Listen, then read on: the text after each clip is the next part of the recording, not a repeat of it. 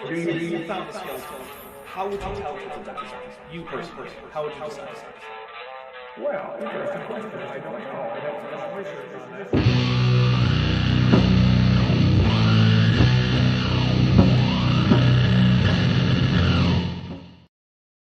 Hey there, YouTube. Dapper Dinosaur here for Dapper Reacts 30. Creationist keeps talking, says nothing. Now, to be fair, I have not actually heard this part of Grandy Galooza's speech, so maybe he does say something, but based on all the previous stuff we've heard from Grandy, I'm not holding out much hope.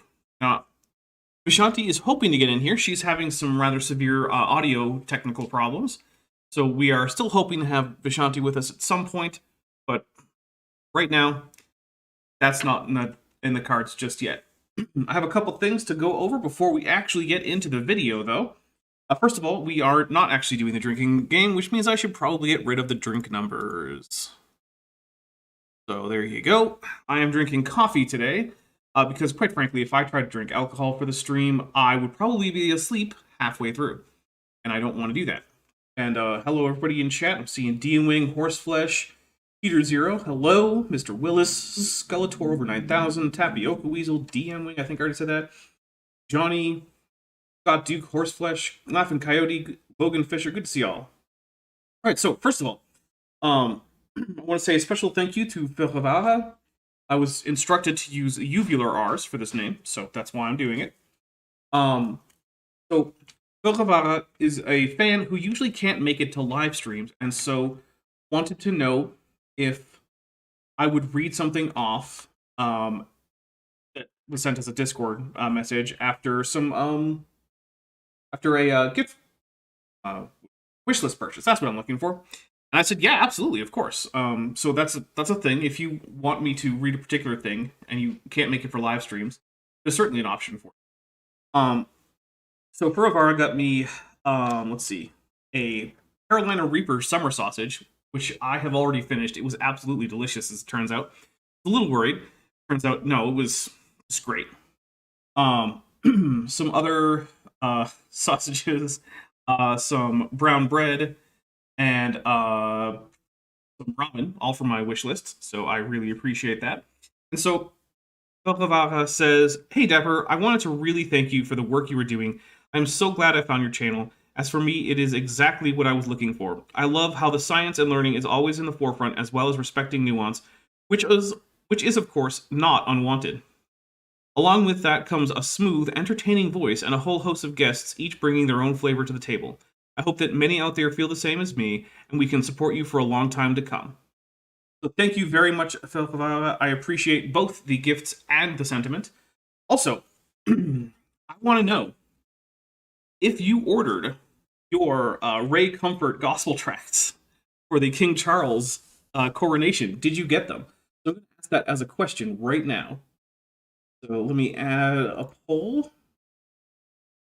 Okay, so if you ordered Ray Comfort gospel tracts from AIG, did you get them yet? I sure got mine.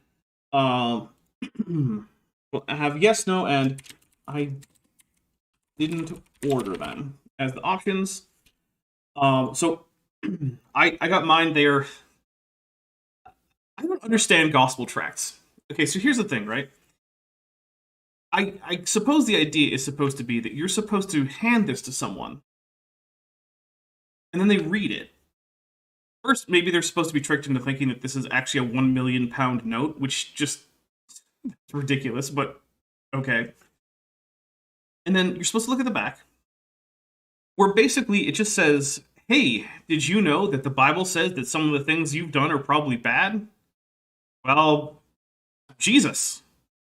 Also, here's my website. It's just like, I don't understand who it is that receives one of these and is like, oh yeah, the Bible does say I've done some bad stuff. Who's this Jesus? Oh, he can fix that? Okay, I guess I'll do that then. Like, I just don't understand how they're supposed to work. Like, maybe that does work. If you've ever seen or met anyone who has converted to Christianity or any other religion because of tract like this, let me know, because it just seems baffling to me. All right, well, with those two things out of the way, we are ready to start diving into this. So for those of you who have not been here for the last few weeks, or who maybe just aren't familiar with the show, this is a reaction show. Dapper Reacts is sort of my fallback show for when I don't have anything else in particular planned. And while Vishanti is usually on, technically she's not a necessary component. She's a much appreciated component of the show, though. So in this, we have been looking at a Genesis Apologetics conference that the only group that could get to attend was the ICR, because, well, quite frankly, Genesis Apologetics and the ICR are kind of the black sheep of young Earth creationist organizations.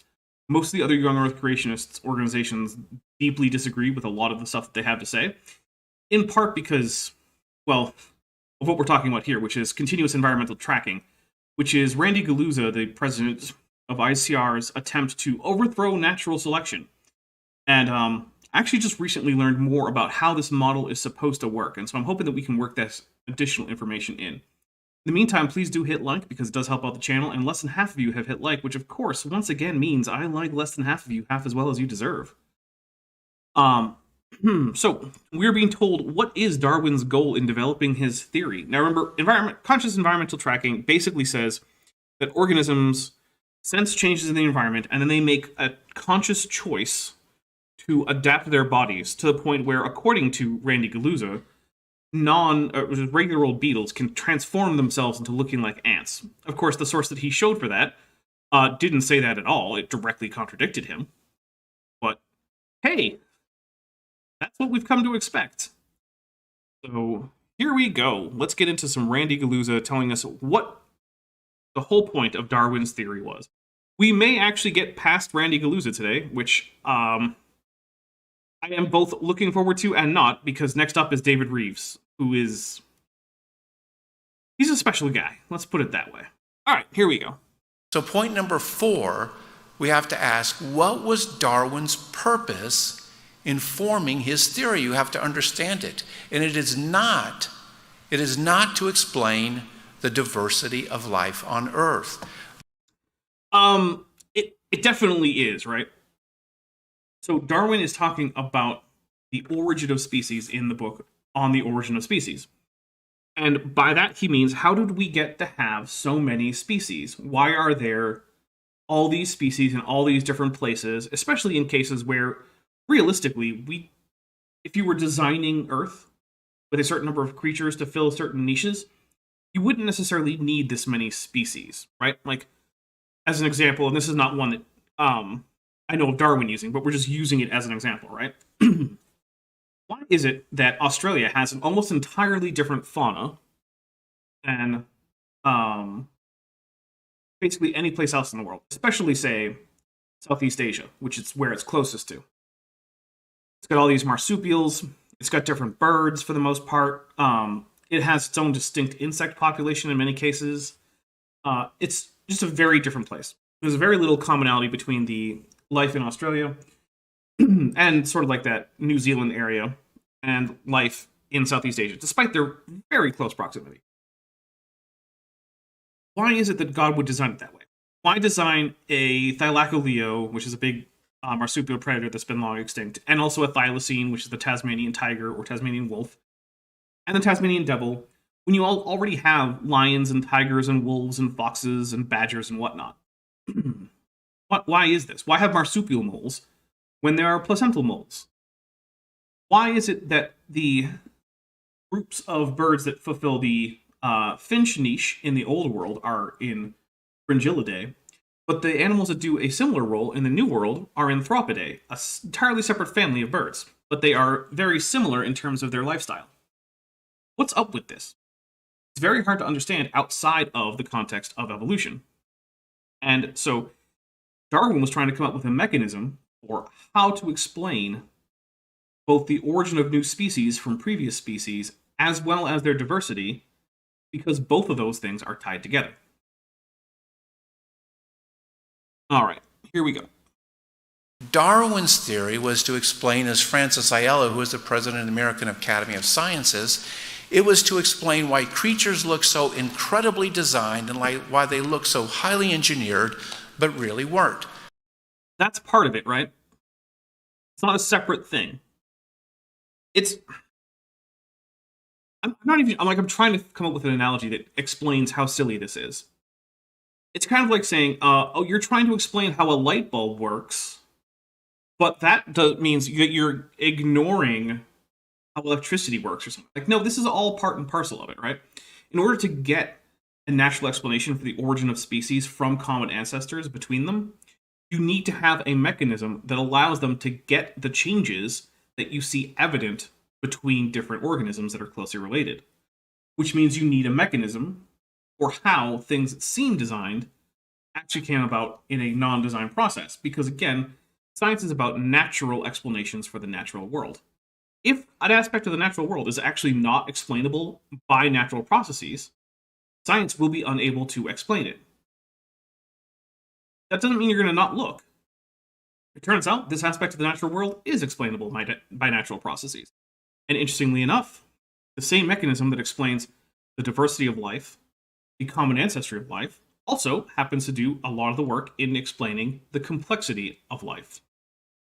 And so this paper in the Proceedings of the National Academy of Sciences discusses, of all things, Darwin's greatest discovery. Why would a scientific magazine be producing this? Because scientists are inherently religious, and they're just as fixated on God as anybody else. Some scientists are religious, some are not. None of them, when they're doing science, get to invoke God as an explanatory mechanism. There's a few reasons for this. One is, science on its own is just the study of the natural world, right? It's sort of like asking a master chess player why it is he's not also a master Go player. Those aren't the same game. Sure, there might be some similarity between them, right? But just because you're a master of one, it doesn't make you a master of the other. Similarly, science isn't about God. Science is explicitly about the natural world and seeking natural explanations. But why is that? Why is that an important thing to do? Well, one of the most important things about science is that it gives us results because it can make predictions about future data. But it does that because the natural world is reliable to a high degree. Sorry about that, got a little cough. So, if the natural world is reliable, which, granted, is an assumption of science. Also, Strawberry Vein has just joined the channel at the amniote level. Everybody, send tetrapod emojis to welcome Strawberry Vein. Do not send pelagic tunicate emojis. Those are the wrong emojis. Don't do it. I see you about to do it. Don't do it. See, I told you April Van Ryn weren't supposed to do that. That's how we get people to leave the memberships. No one wants to see pelagic tunicates all over the place. Oh, Beethoven doing it too. My goodness. This is terrible. You have all ruined the chat with all of these pelagic tunicates. Okay, so if the universe and the natural world is largely consistent and predictable, and we can gather data about it and come up with naturalistic explanations that fit the data and then test them and fail to overturn them, that means that they can be used as the basis for future predictions. That's how we get things like technology. It's how we know where to dig for new fossils. It's how we can do things like figure out where to point a huge number of telescopes all over the planet to get a single picture of a black hole millions of light years away, right? That's how science works. Now, if you introduce something like God that is not as consistent, right? Like, even if you look in holy scriptures of various religions, God doesn't always do the same thing for everybody. Strawberry Vein for $2 says, send tetrapods, don't make Dapper sad. Yeah, see? Strawberry Vein is on my side. There you go.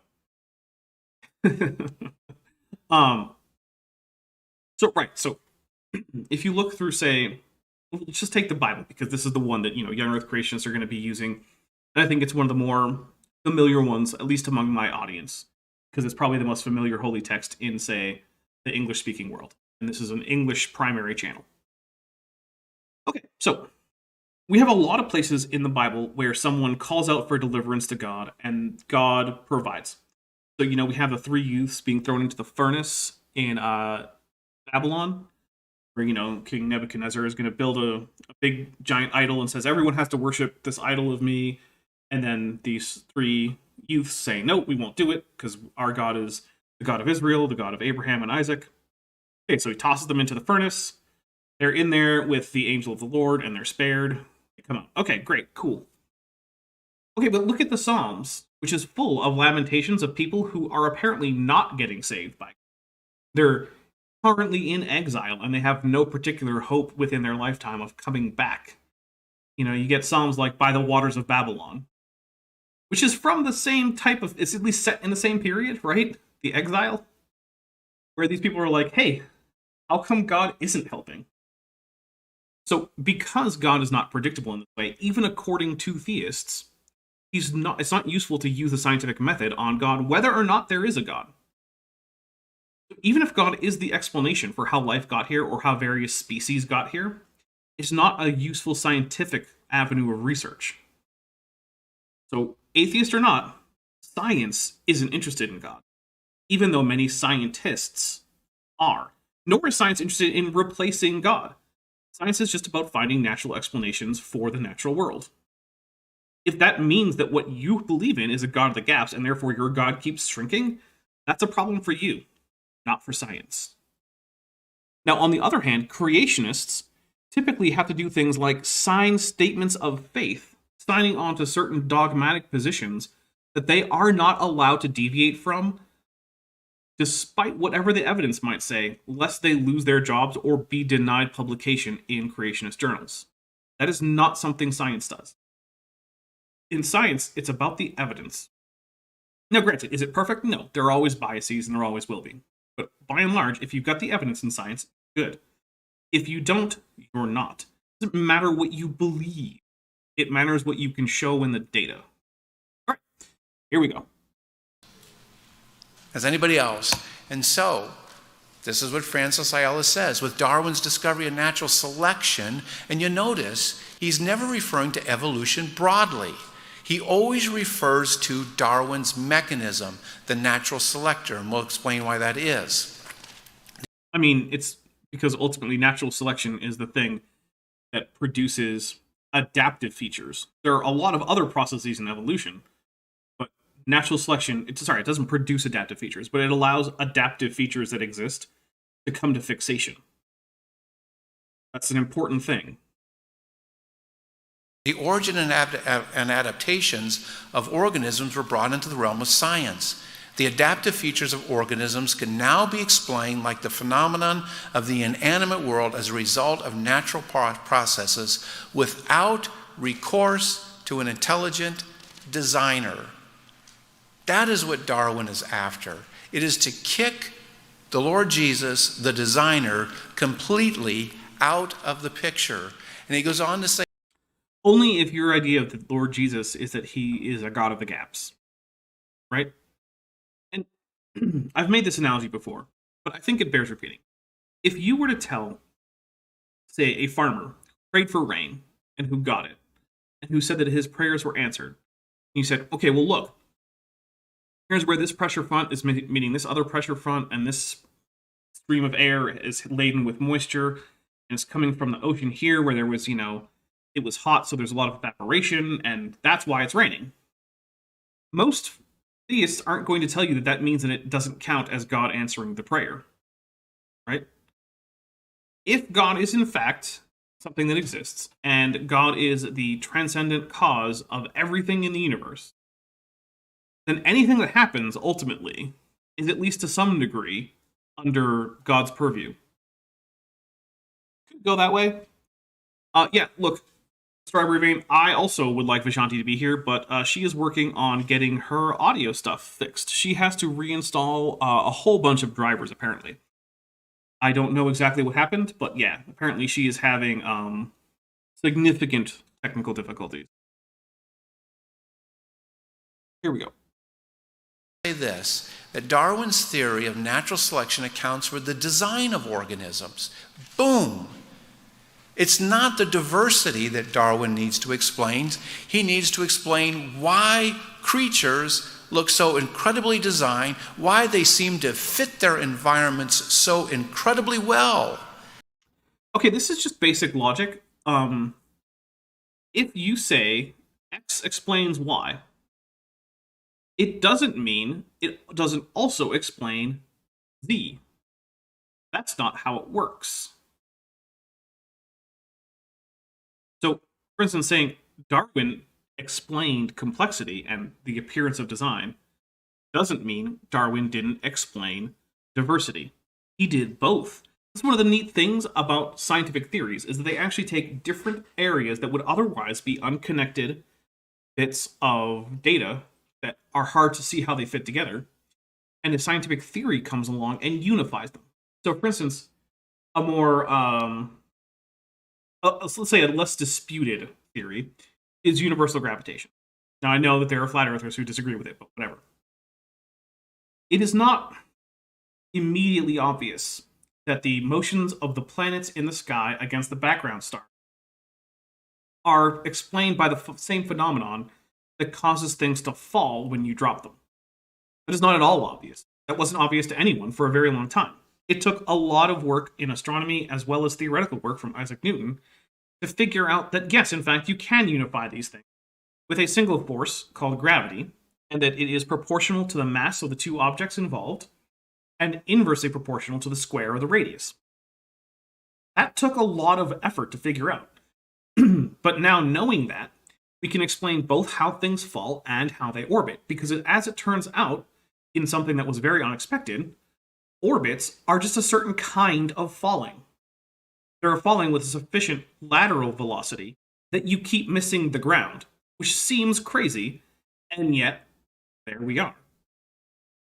Similarly, evolution takes a number of different things, including things like the apparent designedness of organisms, their diversity, the patterns of their similarities and differences, importantly, and unifies all of those under the explanation of common ancestry, natural selection, sexual selection, genetic drift, gene flow, things like that. So, yeah. The fact that the theory explains one thing doesn't mean it doesn't explain others, Randy. Which are all the evidences of a designer. So he wants to explain not the diversity of creatures. Darwin is after explaining the design of creatures, how they look designed, and their wondrous diversity as a result of natural processes, the gradual accumulation of spontaneous origin. You notice how we just read something that contradicts him? He was like, oh, Darwin wasn't interested in in the diversity of organisms, just the design. It says so right here by Francisco Ayala. Oh, and their wondrous diversity. It says it right there, Andy. Right there. You're clearly lying. And, okay, maybe Randy is just so dumb that he can't understand what he's reading. Maybe that's a possibility. Randy, if you ever watch this, let me know. Are you a colossal moron who is in fact illiterate? Or are you lying right now? Those are the options. Pay to Great for $5 says, what is the likelihood of capitalism arising on the Earth like moon of a gas giant orbiting a class M start at a distance of 2 AU? I don't even know how to begin assessing that. For one thing, like, I don't know what the chances of life developing are. I don't know what the chances of that life getting to the point where an economic system needs to be developed that's complex enough to count as a named system, like feudalism or capitalism or something like that. It's also not clear whether or not all intelligent life would be as dependent on the exchange of goods as humans are. Plus, it also, to some extent, depends on how you define capitalism, because a lot of people define capitalism as, like, the current status quo in, like, liberal democracies. But people who advocate for capitalism usually would disagree that that is capitalism, or at least it's not capitalism as they would like to see it. On the other hand, you have people who will say that just about anything is capitalism if it has money involved, even though there was money long before there was anything that we would recognize today as capitalism per se. So, like, yeah, I don't really have a great way to answer that question. Sorry. I'm going to go ahead and say that the chance is higher than 0 and less than 1. So it is between 0 and 1 exclusive. I recognize that is a gigantic range. I'm sorry about that. Variations or mutations sorted out by natural selection. Now there's your first clue to the substitute designer. Did you catch it in that quote? If not, I'll back it up. From now on until the day you die, this is a long time, hopefully, every time you hear the phrase natural selection, you will always see within 1 or 2 words of it a verb. There will always be a verb. Now, see, Sir Equinox says, any intelligent race of beings which consists of individuals will develop an economic system comparable to capitalism. Maybe, but what if you have such a group of intelligent beings who don't actually need to trade with each other? Why would they bother with anything like capitalism? And if you can say, well, I don't think that's likely, well, maybe it's not, but can you rule it out? And I don't think you can. So, there you go. Because design demands a designer and it demands an agent, and Darwin's goal was to get a substitute agent in that could work as if it had intelligence. Where in this quote is the verb? Sorted. And so that's what you need to look for, young people. Natural selection will always be doing something. It will always be acting as if it had a brain and as if it had intelligence. All right.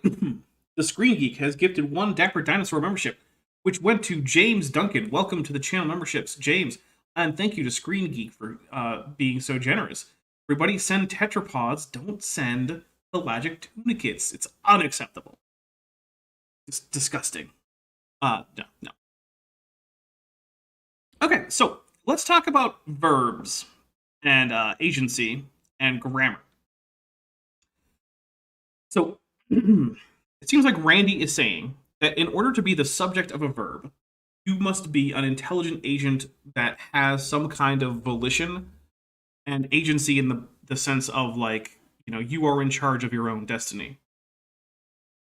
Okay, well, that's a take. But let's look at a different sentence. The boulders fell across the road, requiring it to be closed for maintenance. Okay, well, the main verb in that sentence is fell. The subject is the rocks. I don't think anyone here would infer from that statement that I just made that the rocks one day chose to fall across the road. They decided, today is a good day for a landslide. Let's go downhill and stop traffic. I don't think anyone would think that. Inanimate objects and non-physical ideas can be the subject of verbs without it implying anything about intelligence, anything about volition, or anything else like that. I'm sorry to tell Randy, who won't be listening to this, so it doesn't matter. But yeah, being the subject of the verb doesn't make you a person. It doesn't even make you an active agent in the world. It makes you an agent in the semantic sense of, you know, the thing that causes the action of the verb. But that's about it. So this is basically just Randy saying, haha, if I misunderstand grammar enough, then that way it makes evolution seem less plausible somehow. Take that, grammar. Severino says, what economy system would pelagic tunicates support? None, because they don't have brains. So they can't do any kind of trading or anything. Okay, here we go. Why? Because the moment you project selective ability onto something, you have projected onto it intelligence and volition. No, remember, the rocks fell across the road. In order to select, you must be intelligent and you must be able to make a choice. And Darwin needed to get God's ability to do those out, and he slipped them in. So as you look at this, within natural selection, suddenly natural selection can do something, and natural selection can what? Sort. What does that mean? Good ones not so good ones. These, that. Mm-hmm. You will always... Well, now, I said as if I entirely agreed, but there is some caveats to be made here. So, for instance, humans think of things as good and bad. Natural selection isn't a human that can think of things as being good or bad. So, for instance, you might think it's bad for a species of animal to become less intelligent. Natural selection does not care. If getting a smaller, less useful brain helps with your reproduction, like it does with, say, koalas, who are phenomenally stupid, but it saves them on calories, and they need every calorie they can get because of their diet, well, then that's what's going to happen. They're going to get dumb. And koalas are indeed extremely dumb. For $5, Strawberry Vane says, "Hey, Dapper, try to construct a sentence where natural selection does something without using a verb." I mean, I could just use the passive voice. Well, without using a verb? Well, I can't really do a sentence without using a verb, so I don't know. Like, you want me to just use the passive voice with a verb? Or do you want me to try to construct a sentence that just doesn't have a verb? I mean, I could do it in some languages, like languages that don't have a copula. In case I could probably try to construct some sentence in which, like, evolution is the predicate of the silent copula, which then has some kind of, or not the predicate, sorry, the subject of a zero copula, which then has some predicate later. So, yeah, if you want to clarify that, I will try to come up with a sentence that meets that request. But also, Ann Stevens has gifted 5 Dapper Dinosaur memberships. Thank you very much, Ann Stevens. They went to Alex Markle, Logan Fisher, Mira DeFalco, Maya Atkinson, and Shazammy Whammy. Thank you very much. Everybody send tetrapod emojis to welcome the new members. Don't send those horrible, horrible pelagic tunicates. Yeah, as Johnny says, smooth brain, poison-eating koala. Yeah, that is accurate. So, yeah, I just wanted to really get in there that good or bad is not a thing. And would you look at that? I think someone is trying to call into the show. Hello. What's up? Oh, hey, it's Vishanti, everybody. Hi. Sorry I'm late. It's okay. Vishanti, how are you? Oh boy. Got this Ralph Wiggum dude again. Yeah, we do. We've been making a little bit of good progress, and I think we might be able to get through them. But then, of course, that just means that Dave Reeves is coming up next.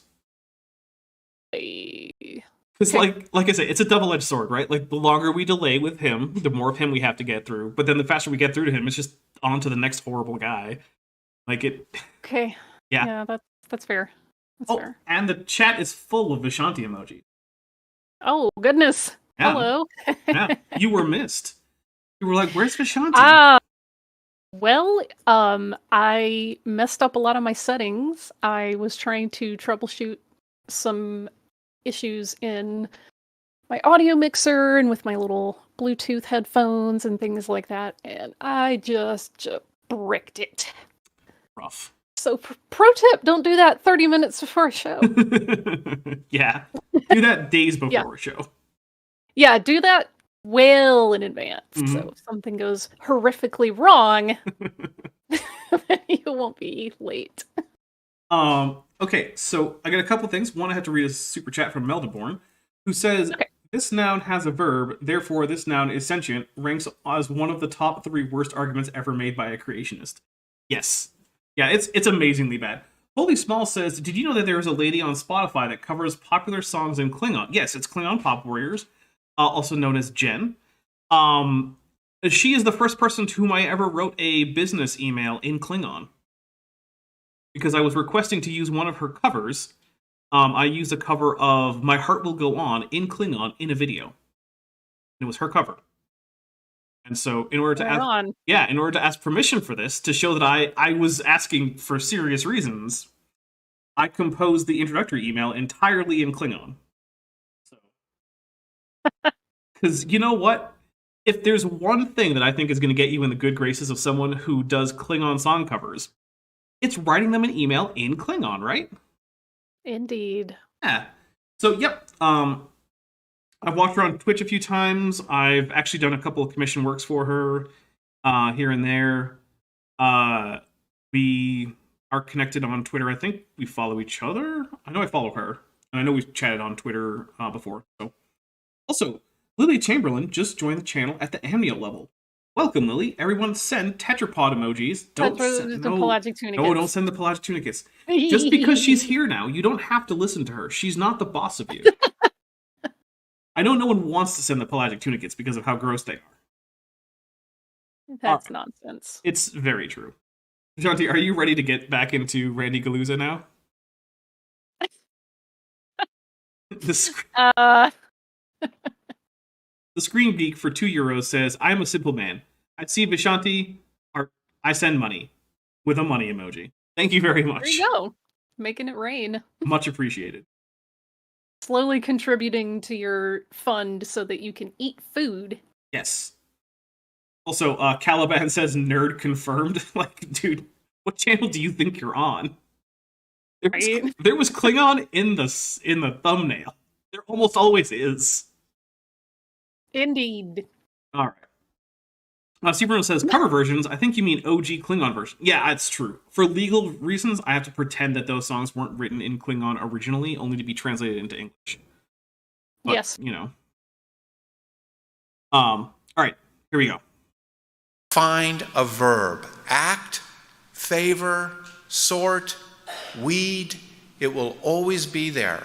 Okay. Always. Because natural selection is not a real thing.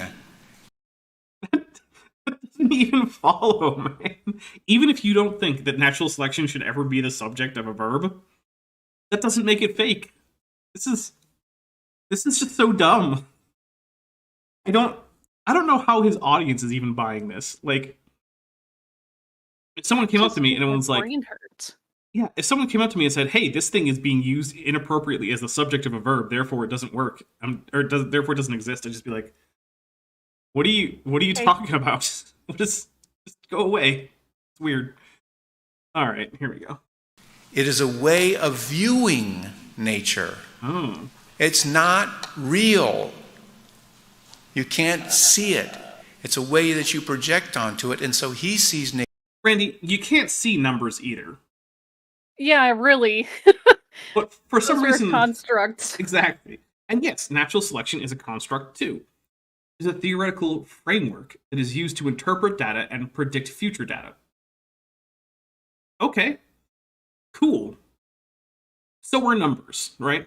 When I say that this steel pole is 2 meters tall and it weighs a kilogram, and I'm going to throw it with 40 newtons of force, how far is it going to go if I throw it at this angle? You can use math to figure that out. Yes. Okay. You'll have to use some calculus. I don't know if you know about that. Yeah. Calculus? Now, have you ever seen calculus? You ever actually seen it in the world? Or touched calculus? No. Have you ever had a bowl of calculus for breakfast? Not in this dimension. Exactly. Does that mean calculus is fake? I mean, it has to be fake. I can't touch it. I can't pour myself a glass of calculus. Do you think I could put it in the SCP coffee machine, though? No, because it would probably just say out of range. Remember, that just means we need to expand the range of the coffee machine. Good point. I mean, it couldn't even get a cup of antimatter, which is probably good, because whoever ordered that, like, if it had happened, can you imagine how bad of a day that would have been at the SCP? Yeah, I don't think that we would know about the coffee machine. My goodness, who approved that test? Anyway. I don't think somebody was thinking that one through. My goodness, no wonder that there's additional restrictions that have been placed on testing the SCP coffee machine.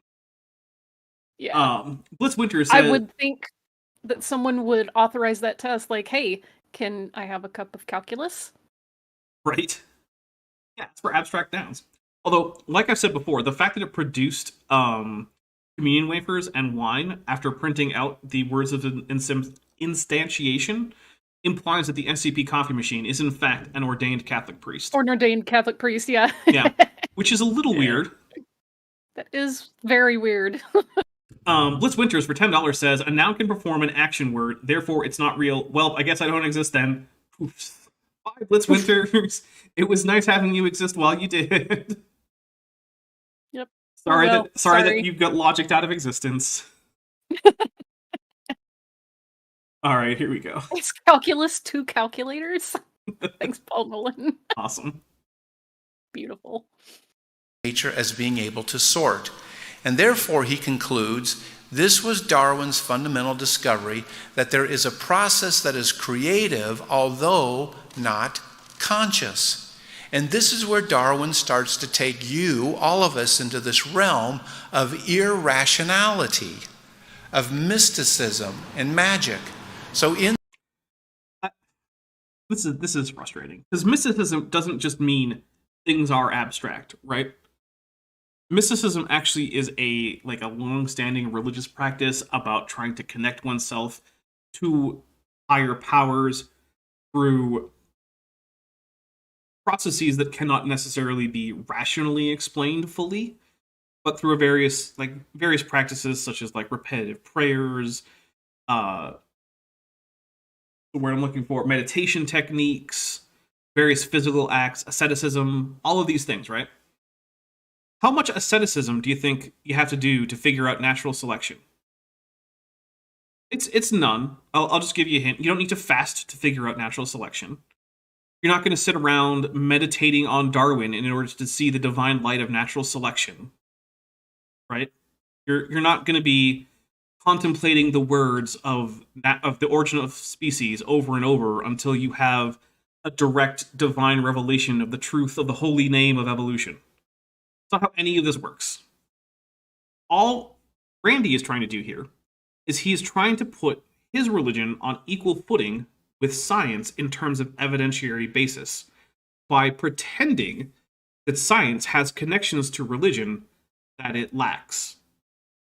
Any thought that a person has in their head, if enough people have that thought, it must be a religion. That does seem to be what he's saying, and then you can attribute to that traits that are common in religions, like mysticism. And look, I'm not telling you not to go seek out mystical experiences. You do you.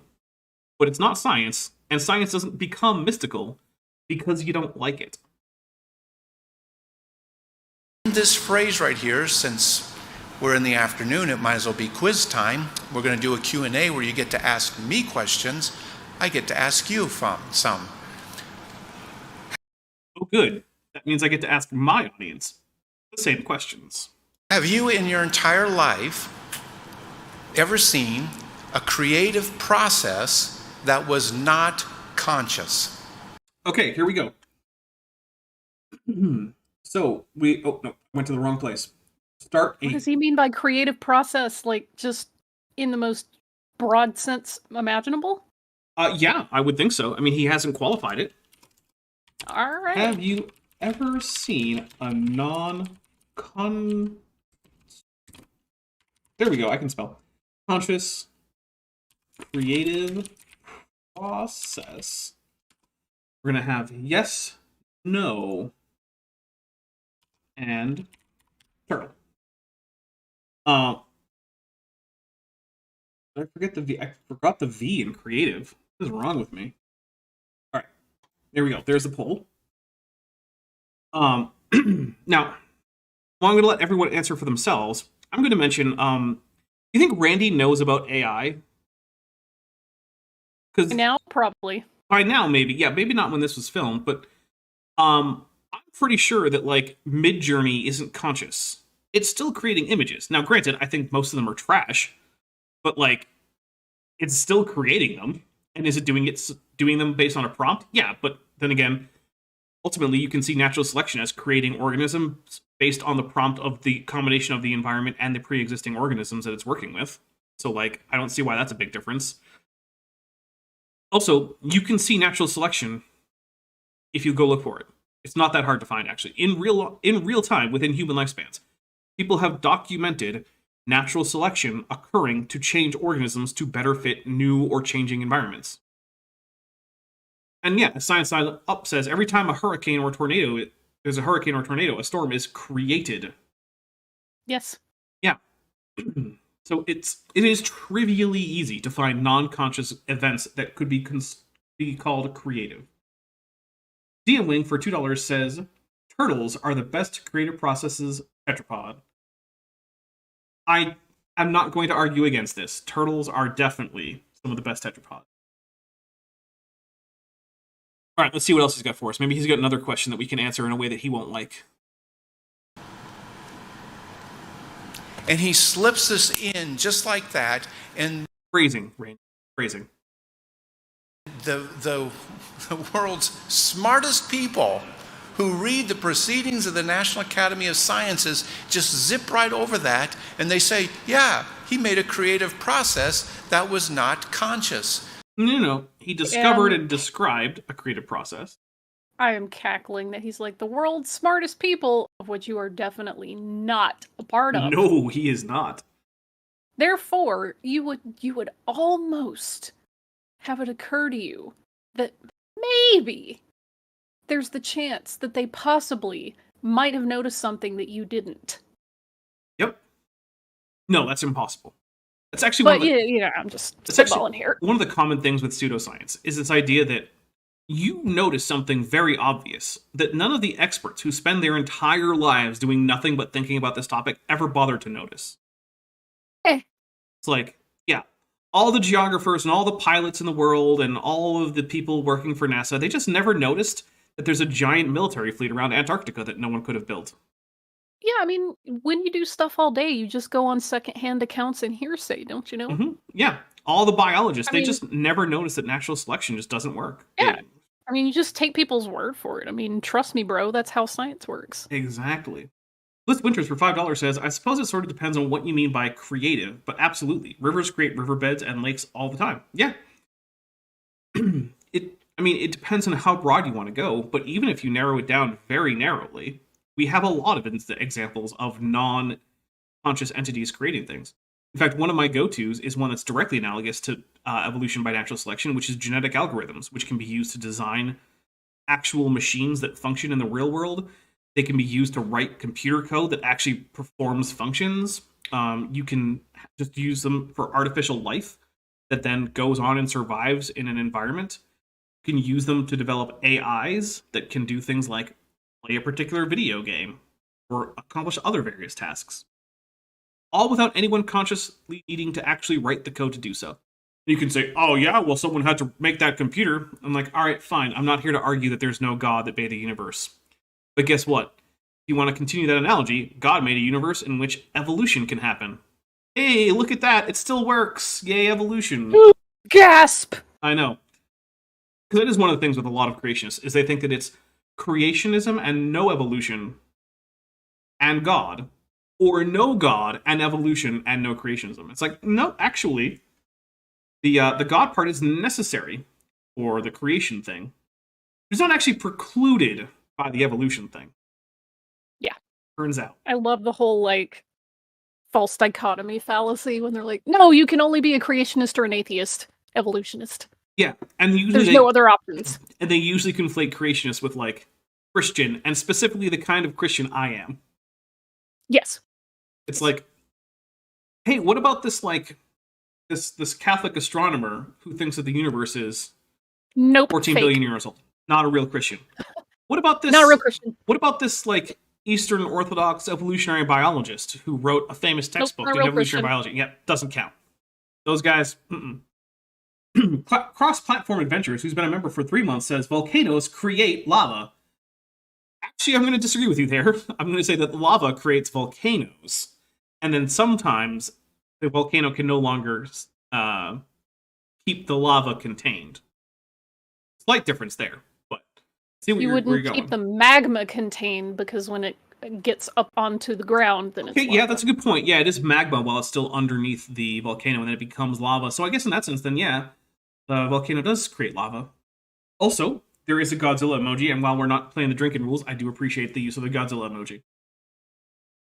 Strawberry Vein for $5 says, oops, I missed answering your direct question last stream because my cat had just gotten back from the vet, so yes, you can call me Strawberry. Oh, awesome. All right. Well, there you go. And also, there's a strawberry emoji.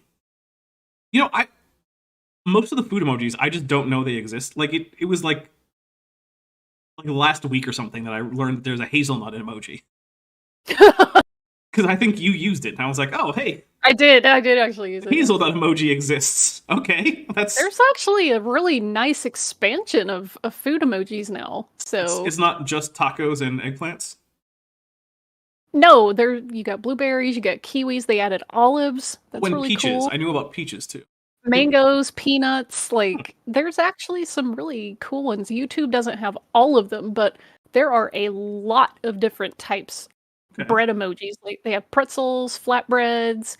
They have the long baguettes, like you see people in TV shows where they always have half a baguette sticking out of a paper bag. Yes. There's a croissant. There's a regular loaf of bread. There's pancakes, bagels, waffles. Well, however, note that on YouTube, the croissant is not properly made according to like French butter croissant standards, or it would be a straight croissant. It is curled, which means it is not made according to the traditional French standards. Yeah, Galoa. Oh, and there's Logan Fisher coming in with a bunch of food emojis. There you go. See, look at all of them. Those beans. Lance Hall says $5 for Starbucks fun. Thank you very much. Coffee. I was just thinking, where's the nearest Starbucks? It's at the grocery store that's like 2 blocks away. That's where the nearest. All right, here we go. More Randy. My question to you is, does that make any sense at all? Okay. Well, now we get to end this poll and ask another poll. Let's see what the results were. Oh, by the way, the former poll about the did you get your Ken Ham / Ray Comfort gospel tracts was virtually no one actually ordered any, and then oh man, I forgot. Oh darn it! Now they're sold out. But of those who did, dang it, half of you got them and half of you had not. Now, have you ever seen a non-conscious creative process? Yes, 69%. Nice. Turtle, 27%. No, 2% with 70 votes. All right, so now we get to start a new poll. All right. Does what Randy is saying make sense? Yes, no, and of course. The obligatory turtle. Feel free to seeing all these food emojis is making me hungry. I know. Oh, tacos. Is that a melon, Fade to Gray? Yes. What kind of melon is it? There's a lot of melons out there. Is that a cantaloupe? It just says melon, like it doesn't specify. Because it's funny they have watermelon, but then they have generic melon, so you could probably make it a honeydew. Okay, but I feel like not all melons are the same, right? Like if someone says, "Hey, have this melon," and I'm hoping for a cantaloupe, and they instead give me like honeydew, I'm gonna feel shortchanged, and vice versa too, right? Like melon, I feel like it's too broad of a thing. Okay, do you want a melon? I don't know. What kind of melon? How many melons there are out there? The only melon that I really like is the water kind. The other ones are eh. So let me guess, you don't have a melon baller. No, I don't. For someone who doesn't eat a lot of non-water melons. Yeah. Jessica, I do eat a lot of berries, though. Love berries. Well, those usually don't need a baller. Nope. Jessica, for $4.99 says, $5 more because unfortunately $5 won't buy much at Starbucks these days. That's true. I think it might Yes, it will. Well, I mean, like, I could definitely get, like, a drip coffee or something for $5. Look, I always kick back on this, even though I'm like, yeah, I used to work there for, like, 6.5 years, but people are like, oh, why is Starbucks so expensive? Because you want dairy in everything. Milk is expensive. That's why things sound like they're expensive. If you get drip coffee, you can get a 20-ounce cup of coffee for, like, $2. So people constantly complain about this. I'm like, do you want coffee or do you want milk that sort of kind of vaguely tastes like coffee? By the way, $5 actually comes out to $3.50.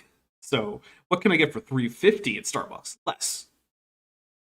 I mean, you could make it a really big 30-ounce iced coffee, and you'd still come in under $3.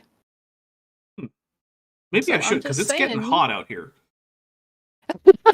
there's a lot of things you can do to that iced coffee too. You can customize the flavors and all the additives, but yeah, if you just get it like it is with whatever creamer or maybe splash of something that you choose, you can come in under $3. Okay. Well, you would know more than I would.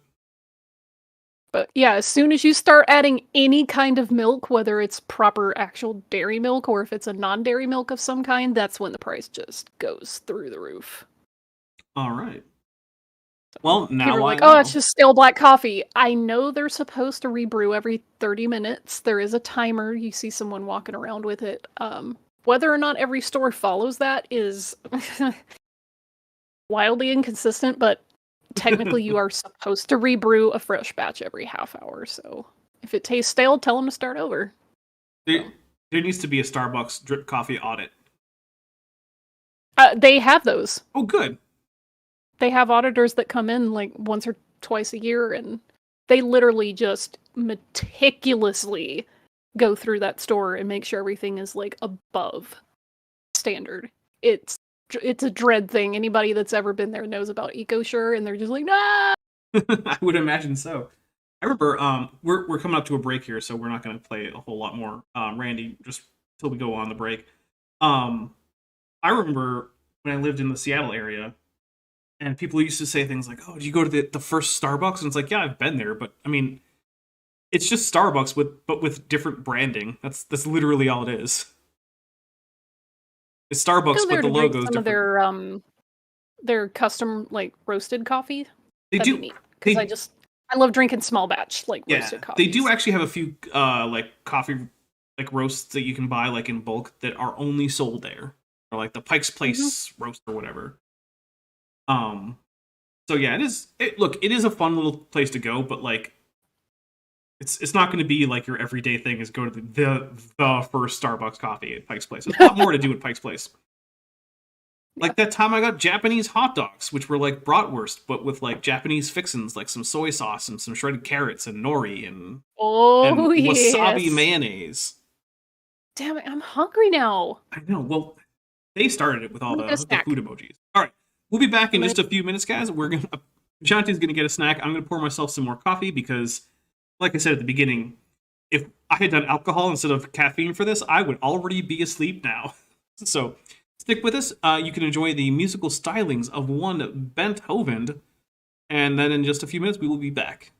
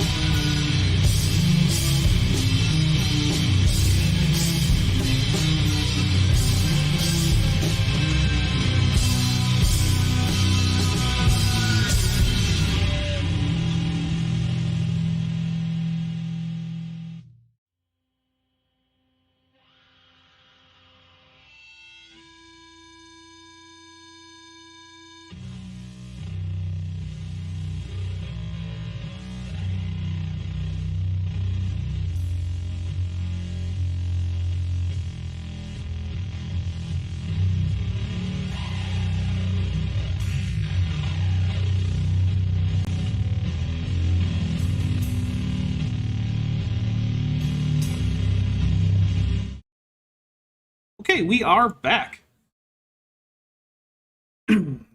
So before we get going, first I want to say, yeah, sorry, there's going to be a little bit of extra noise in the background. Turn the AC on in the break, and it hasn't turned off. That's because, well, this is Southern Arizona. It's hot. So a couple things. First, I want to plug my Patreon and the channel memberships. I know a lot of you guys have just recently joined the channel memberships. I really appreciate it. If you haven't and you would like to, it starts at $1.99 a month. You can go up to $20 a month. There's various benefits. Get access to the emojis. Get access to basically 5 months worth of videos that you can just watch. You can just watch them in a row if you want to. So yeah, that's cool.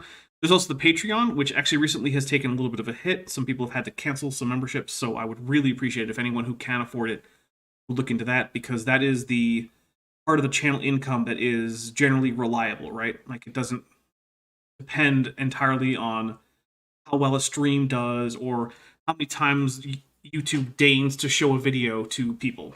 It just comes in. But also, we have linked in the description my wish list, but importantly, Bent's wish list. Bent has an item that he would like me to plug, which is to say, well, dog diapers, because one of the dogs here is very, very old, and she has been having trouble with that for a while, and it got worse in the last few weeks, so we've had to keep her diapers, but it's hard to have enough diapers when your dog goes through 1 or 2, maybe 3 a day, and they come in packs of 3. So, you know, feel free to help out with that if you'd like.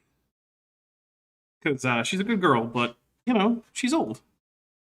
So, with that, Vishanti, is there anything you want to say real quick before we get back into Randy Galooza? Nope, just links in the description for various wish lists and rendering stuffs. I don't actually know that I put your link in there. So, yeah, while we listen to a little bit of Randy, we will try to fix that, because ultimately, not knowing for certain if you were going to be here, I didn't put the link in, and then I forgot to once it became clear that you would be here. So, sorry about that. But here's Randy. While he talks, I will look for that link. No. It makes no sense. And yet people believe it. He came up with a creative, mystical process which many of us, even as creationists, still treat as if it's real. And he gives it conscious ability to do things like act, favor, and sort. And no, Randy, you're the only one who's ascribing consciousness. In fact, when we first went over this, when I did this way back, when I did the natural selection rebunked video, right? Way back then, months and months ago, I went through numerous definitions for both lay people and from scientific sources of natural selection, and all of them explicitly denied conscious choice or conscious activity to natural selection, or at best didn't mention any such thing. Alright, so I have now added Vishanti's channel to the description. If you click on it, it will not only take you to her channel, it will also show you where her wish list is. So you can get her some, I don't know, boots or a book or something. I don't actually remember what you have on your wish list super well. Yeah, I've updated random things to it. It's nail polish. Those were just old things that I just threw on there at the top. You can ignore those. I'll probably just get those here in the next couple weeks. Also, there's but I put them there so I'd remember. Keyboards, nerd stuff, books, candles, ugly Hanukkah sweater. Yes. Totally get Vishanti an ugly Hanukkah sweater. Vishanti, if someone gets you an ugly Hanukkah sweater, would you wear it on stream? Yeah, of course. Okay. I'm more interested in getting myself that new monitor, but, you know. Well, okay, but it's hard for people to see the monitor when you're using it for the show. Whereas with a ugly Hanukkah sweater, you could just wear it. And people could just see it. I mean, it's not like I couldn't just point the webcam at the second monitor. Yeah, but you don't want to keep it that way. That's a thing that I can do. Yeah, but that's only for a few... I'm just saying. Yeah, alright, still. All right, we're gonna hit play. More Randy. After people scrub their brain through that, they go from what Dawkins says, where people saw that there was a creator, and that's what the vast majority of people that ever lived. No, they didn't see that there was a creator. They inferred that there was a creator. There is a difference. So what Bertrand Russell said was this: but even more, here's the key word, purposeless, more void of meaning is a world which science, and he means evolutionary science, presents for our belief. Evolutionary science just is science. Evolutionary science doesn't give you meaning. No, it doesn't give meaning for anybody. Oh my goodness. Look, complaining about evolution not giving you meaning is just as reasonable as saying, hey, how come my chemistry class or my astronomy class didn't give me the ultimate meaning of life? Not what it's there for, my man. It's just, that's not the point of it. Look for philosophy, look for theology, for those things. Science isn't there for that. Gosh, what in the world? Yep. I mean, it just isn't. You might as well look for the meaning of life on the back of a cereal box. It's just not what that's for. You'd be more likely to find it. Actually, yeah, because at least it isn't precluded from the back of cereal boxes like it is in science. So I think we're done with the questions from Randy. So I'm going to end the poll. And we'll see. Let's see. Does what Randy is saying make sense? Turtle, 51%. No, 47%. Someone voted yes because it got a 1% of the vote. If you are the person who voted yes and it wasn't just you misclicked, tag me and let me know it was you because I have questions for you. Belief that man is the product of causes which had no provision of the end that they were achieving, that his origin, his growth, his hopes, his fears, his loves, his beliefs are all but the outcome of accidental collocations. I know, I'm just teasing you, of atoms. No, you're not, Randy. You stumbled over that word. Oh my goodness. Look, I stumble over words. I then own it. Not every word is easy to say. Collocations isn't a super easy word. It's not a common word. But Randy, you don't have to lie to people that, I'm kidding. I totally know the word collocations. And then say it wrong anyway. My goodness. That's the thing that gets me, right? If it's like, oh, hey, I stumbled over a word, no big deal, man. Everyone stumbles over words. I stumble over words. I'm sure you do, Vishanti. It's rare, but it happens. It actually happened today. There you go. But when you then just pretend like, oh no, I'm kidding, I totally know this word, when you clearly don't, get out of here, man. Nah. Goodness, it is not a bad thing to admit your failings when you have them, right? That's why I have corrections under many of my videos. Sometimes I get it wrong. When was the last time you saw a creationist leave corrections under his video? It's been a long time for me. In fact, I'm not sure I've ever seen it. Instead, you get things like Raw Matt stealth editing his videos to take the most egregiously wrong parts out and then just pretending that they were never there. Adding that nature, omnipotent but blind, in the revolutions of her secular hurryings to the abysses of space, has brought forth mankind with the capacity of judging all the works of his unthinking mother. This is packed with an explanation of what the world sees today. In other words, you go from when Dawkins says that you see something in nature and you conclude... Go ahead. Sorry, my mouse wasn't over the pause button. No, just keep going. It's dumb. This is dumb. You know what? You can have me pause just to say that's dumb. That's okay. That's allowable. Okay. That there was an intelligent designer, to what Bertrand Russell says after you run it through Darwin's thinking, and you come up with what? That mankind is the product of a completely blind, purposeless, chaotic, unorganized, accidental, random. Do you see what words I'm putting in? I'm putting in all of these non-designed words. Process. All words are designed, Randall. Well, he means words referring to design processes. I know, but again, all words are designed. They're just sounds that humans make that don't have intrinsic meaning until we all agree on what those meanings are. Now, that part is definitely true. That is one of the foundational concepts in linguistics is that words are fundamentally arbitrary signifiers that do not intrinsically tie back to the reference. Yeah. His whole thing is, this is all accidental. That word is loaded. Mm-hmm. Accidental refers to, purpose or not purpose. It is random, but accidental is not a thing that you can't apply that. Yeah. Here. To be an accident, there has to be someone who did not intend for a thing to happen and then found to their chagrin that it had in fact happened, right? So if I accidentally burn my food, that's an accident. If some food item is just out somewhere in nature and a fire happens, right? Like if there's some fruit on a tree and a wildfire comes through, that food wasn't accidentally burned. It just happened to be burned. There wasn't an accident. Yeah. If there's like a lightning strike and a tree catches fire, that's not an accident.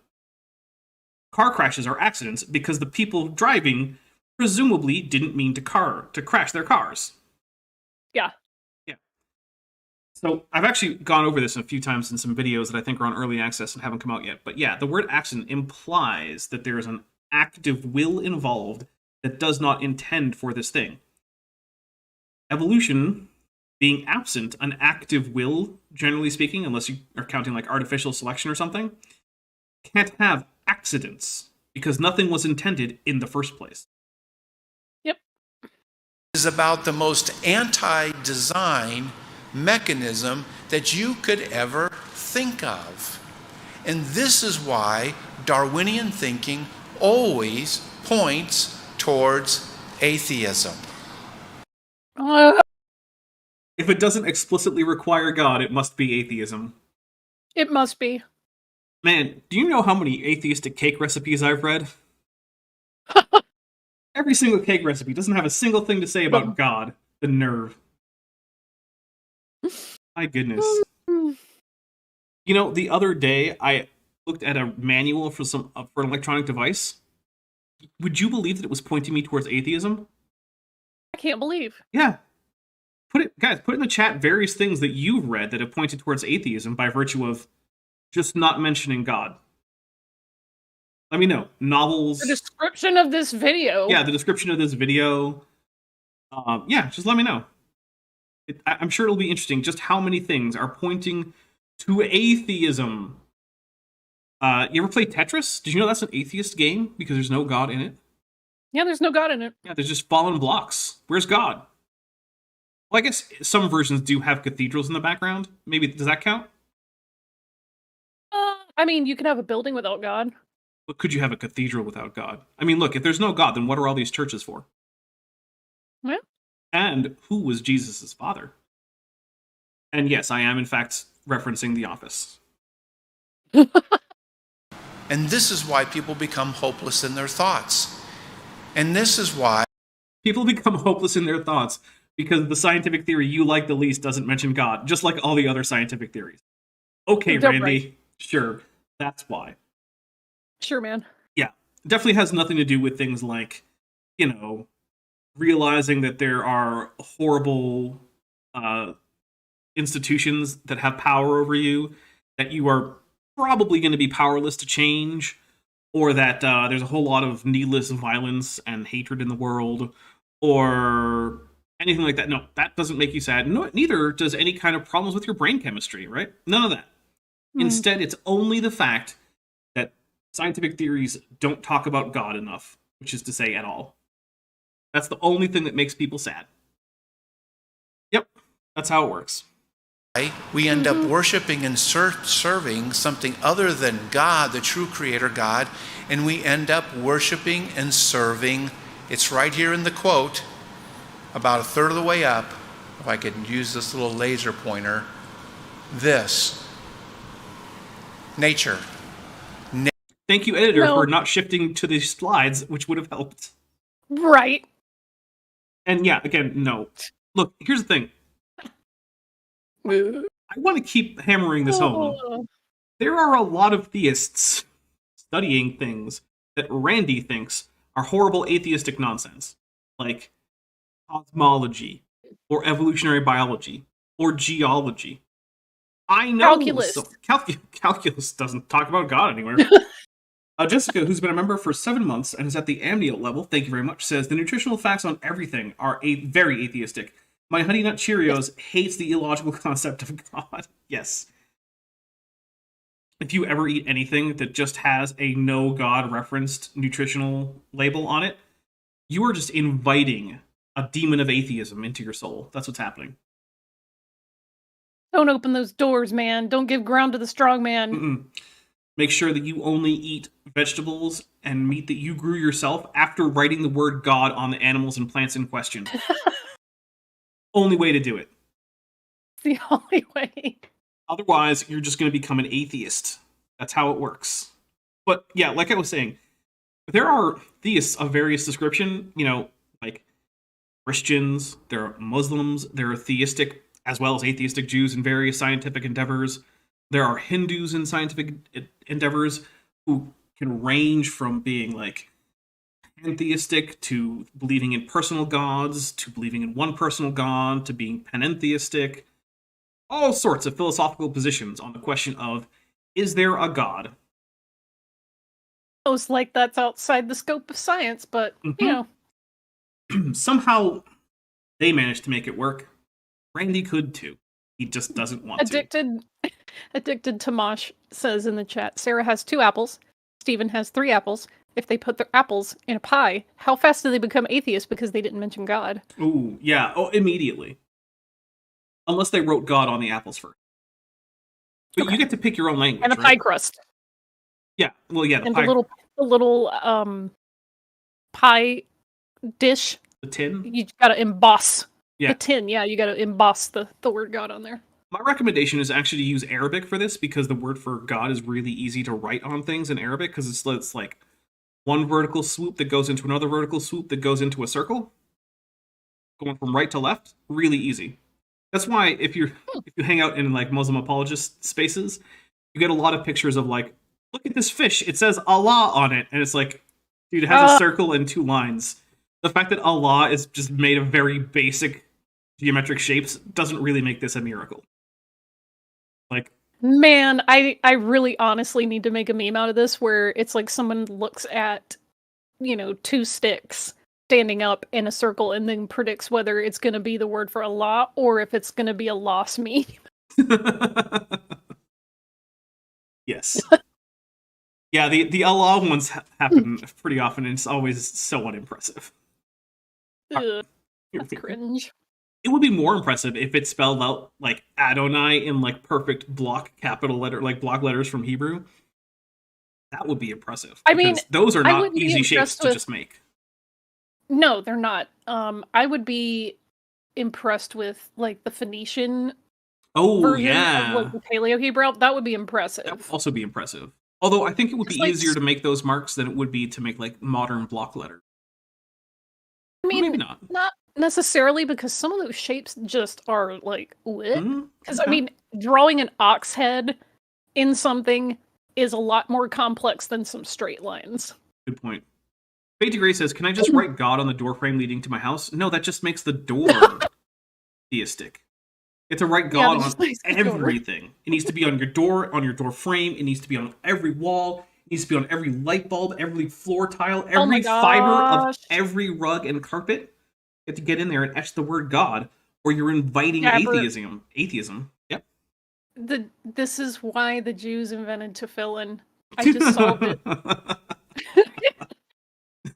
And actually, now that I think about it, that question about writing God on the door frame also kind of explains mezuzahs. You're right. I was just about to say that. Well, I guess Judaism confirmed. Judaism confirmed. All right, guys, now you know the one true religion. All right, here we're going to play more Randy. Nature becomes the substitute creator. So the question is, how does Darwin actually do this? He doesn't. How does Darwin do it? You're thinking of natural selection there, Randy. They're not the same thing. It's like asking, how does... Natural selection. Nature's the new god. Hares. Darwin. Like, what? It's like asking, how does Newton tell you how to predict the trajectory of a thrown ball? He doesn't. Calculus does. He might have come up with calculus, but that doesn't mean he's the one who gets to sit by your shoulder.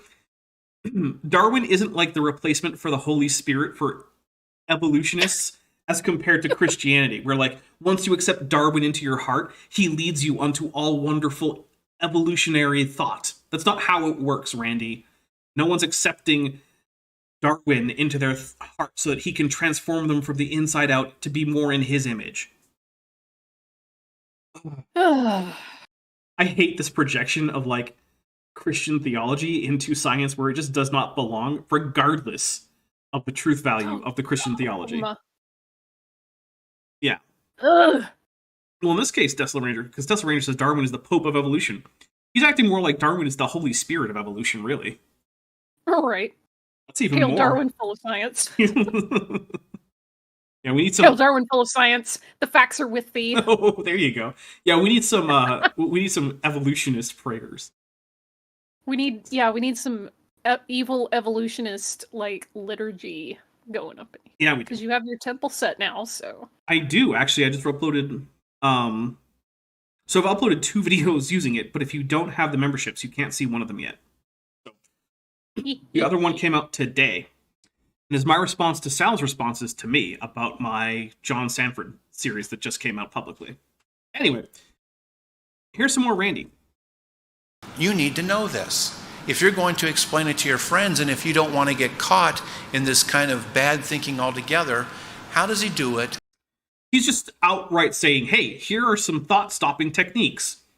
Randy, that's what a cult does. Cults tell you how not to get caught up in evil think. If you're telling people how not to think about things, you're telling them how to be wrong and stay wrong. It's not okay to give people thought-stopping techniques. That's never okay. What are the nuts and bolts of what evolutionary thinking is all about? Well, let's jump into evolutionary theory. I'm going to read to you 3 basics of evolutionary theory. These are core tenets of evolutionary theory. As I read them, look for... What's up? But he gets them wrong. Yeah, there's a fair chance. Although, I'm also looking at this like evolutionary tree here, and yeah, it's super hard to read, but I think what I'm seeing is mostly okay. I'm not seeing any broad, obvious, but it's not. Yeah. Well, so not terrible. My criterion is the shape of the tree correct given the taxa under consideration? So if there's a taxon that isn't in there, then I don't care about that particular one.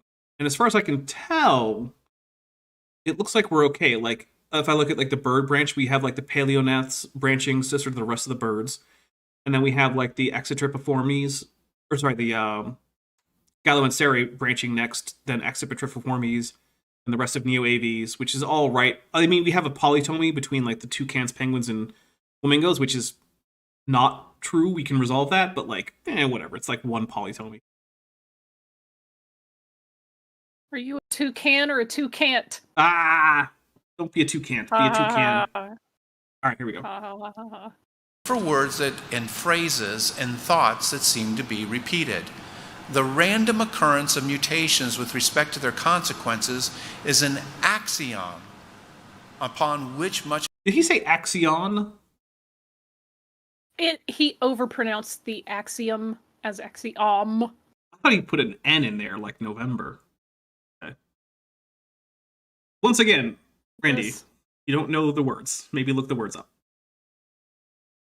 I was asked what the biped ornithischian is. I can't read it, but it's some kind of ornithopod. That's all I can really give you is some kind of ornithopod. It's probably an iguanodon. Like if I had to guess, like generic ornithopod that would be on this sort of basic level phylogeny, probably iguanodon. But I can't actually say that for certain. And clearly, this was this was drawn like a few decades ago. I just thought about the meme that has a toucan in the top panel, and then there's a bottom panel with a toucan wearing like a monocle and a top hat, and it says "Usted can."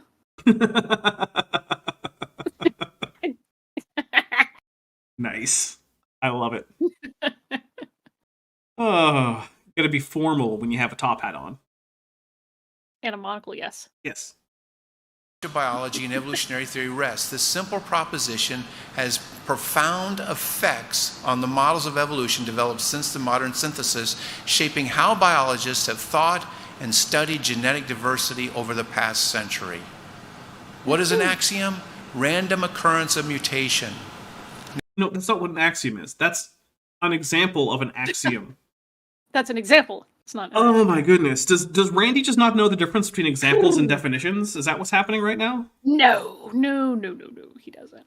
So an axiom is something that is taken as true for a system of thought that is not required to be evidenced, right? So the most famous place that you have an axiom is mathematics, right? Where you have things like the number line axiom, right? Where you can say if you can label any line with points that are numbers that are, say, both real or both imaginary or both in the same kind of class, right? You can then find any other number in that class somewhere along that line given those 2 points. That's an axiom. It's not evidence. There's no proof for it. It's just part of what math says about itself. You can have other axioms in math, and that's fine. Now, the test as to whether or not you have good axioms for your math is whether or not your math is useful. You go to use it for things. If it's not, well, then your axioms aren't wrong, but they're not useful, so you might as well get rid of them. Pick a different one. Now, I actually disagree that the stochasticity of mutations is an axiom. It actually has been tested, famously by the Luria-Delbruck experiment, which I brought up numerous times. But I'll go through it real quick again. The Luria-Delbruck experiment was basically an experiment in, are mutations actually stochastic, or are they induced by the environment in response to environmental stimulus? It used bacteria that were exposed to antibiotics, and the idea was that if, rather than being stochastic, mutations are in response to environmental stimulus, then all colonies of bacteria exposed to previously identical bacteria that are exposed to antibiotics will develop similar amounts of antibiotic resistance at a similar rate.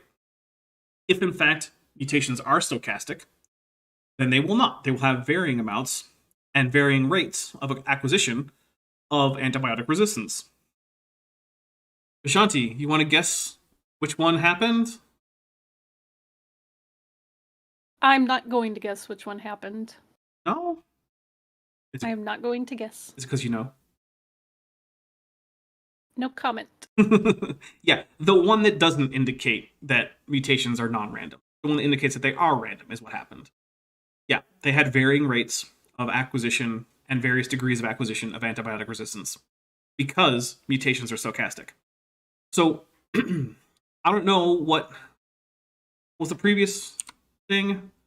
I don't know what Monroe was going on in 2022, but calling it an axiom is probably not accurate, and I would disagree with that use of the word. Synthesis, shaping how biologists have thought and studied genetic diversity over the past century. What is an axiom? Random occurrence of mutation. Next one, completely different author. The core tenet of the modern synthesis, that is modern evolutionary thinking, is that adaptive evolution is due to natural selection. Oh, what did I tell you to look for? Every time that you use something as the subject of a verb, which according to Randy means it must be a person somehow, which isn't how anyone uses language. In fact, I'll bet it's not how Randy uses language. I'll bet we could find somewhere in this talk where he uses something that isn't a person as the subject of a verb. Actually, I know he has. Because remember when he told us that evolution leads to atheism? Yep. What's the It subject? must be conscious person. What's the subject of the sentence? Evolution leads to atheism. Oh, right, it's evolution. Yeah, like Fashanti just said, evolution must be a person, according to Randy. Somehow, I don't think he would agree with me that evolution is a person. I don't know. Every time you hear the word till the day you die, look for a verb. Natural selection, what? Acting. It will always be there. Always be there. Gravity Acting must on be a heritable person. variable. Yeah, gravity pulls things down. Gravity must be a person. Gravity pulls things towards the center of mass, therefore gravity is a person. Yep. Imagine what it would actually be like to be Randy in a world where he's consistent with this point, where he's never allowed to use anything as a subject of the verb unless it's a person. Plants don't grow flowers. You can't say that. Like, how would you get through life being unable to use non-personal nouns as the subject of sentence? I can't even imagine. Like, you would be able to say so few even things. something as simple as like my car broke down. Right. I guess you could get around it by attributing everything directly to God. God made my car break down. God allowed my car to break down. Remember? But even it's then, not always causing the bad thing. But even then, when you think about it, God made my car break. Car break. The car's still a subject. You'd have to say something like, God broke my car. I feel like Jesus built my hot rod, so that's a good example. Yeah, like, yeah, that's the only way I could see getting around it, is to have a theology where, like, God is the direct cause of all activities, and then just ascribe anything that you would normally use a non-personal noun as the subject of a sentence for, and then just say that God is the subject of that action, and then he did it to what would normally be the subject of that sentence. I guess Randy could get through it that way, but what a weird way to go through life. Yeah. I love how Jacques in the chat is saying, diarrhea stinks. Diarrhea is a person. Yep, that's how it works. Corporations are people. Evolution incorporates several mechanisms. Therefore, evolution is a corporation, which makes evolution a person.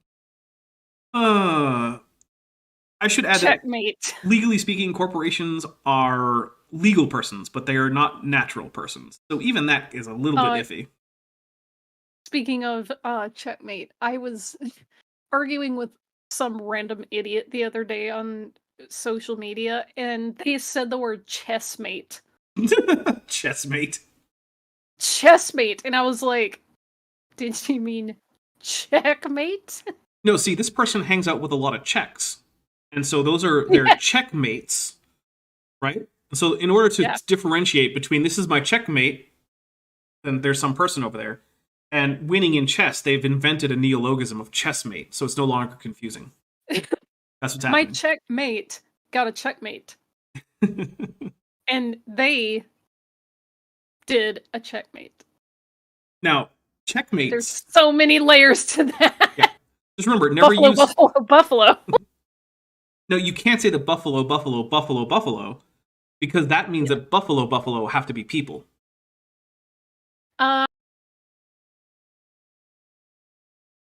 Well, you got me. Chessmate. All right. Variability that originates through accidental changes in the genetic material.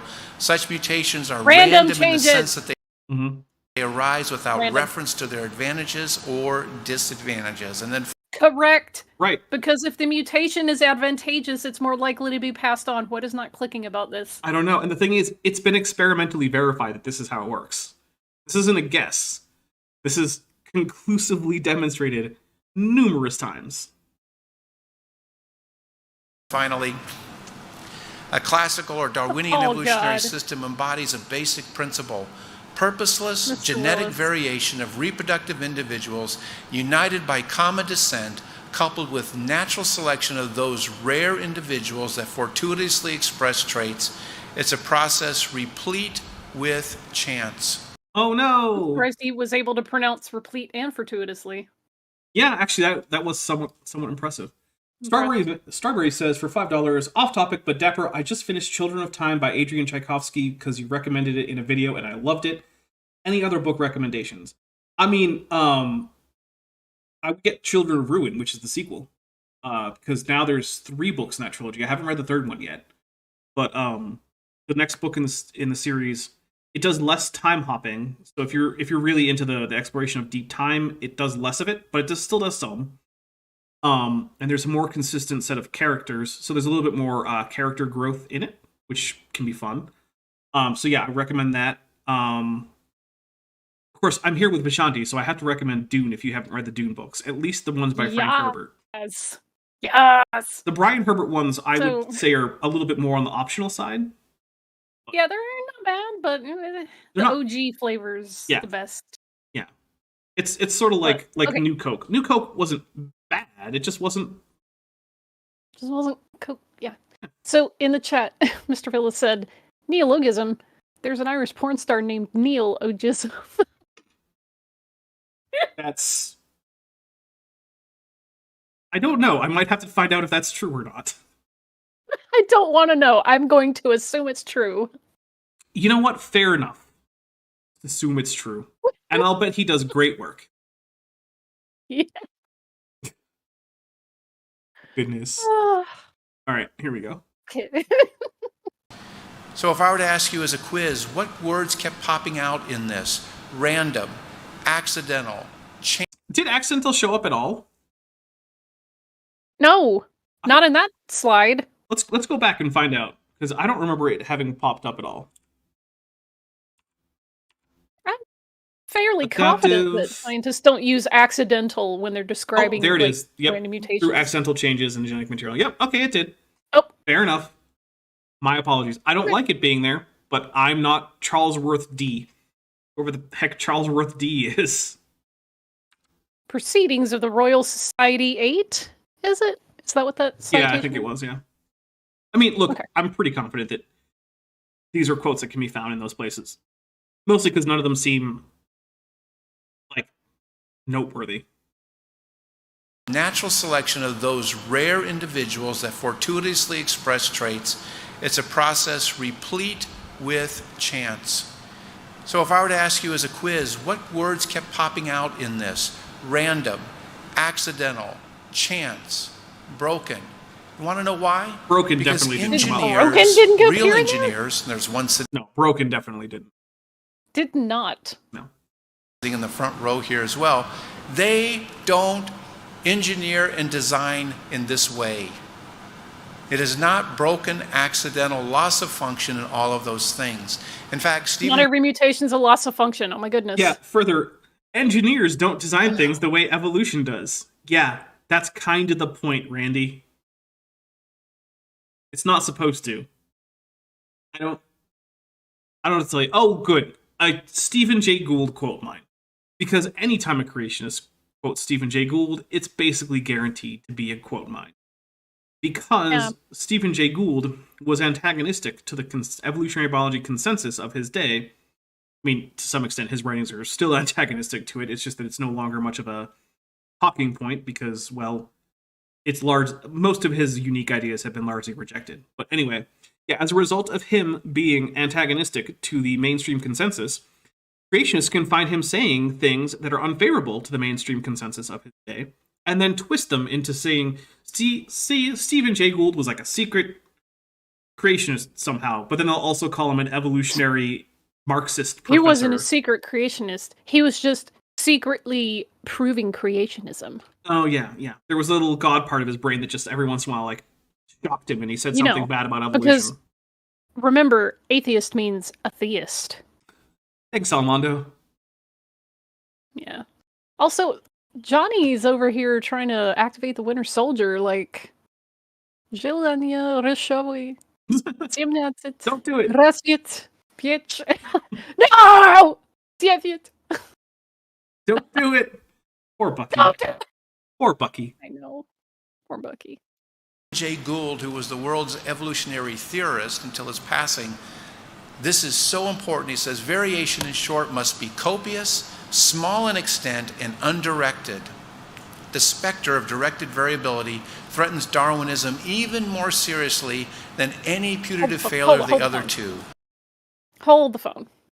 Stephen Jay Gould, English or North American? I thought he was American, like from the US, but I could be wrong about that. Okay, just checking. Yeah, I don't actually know off the top of my head because I don't actually care that much about Stephen Jay Gould. Like, he doesn't... Is he a PH Stephen or a V Stephen? Well, according to the book cover, he's a PH Stephen. Okay. Let's see. American paleontologist. All right, cool. There you go, American. All right. America! Directed change in adaptation means that there's pressures that automatically trigger heritable variation in favored directions.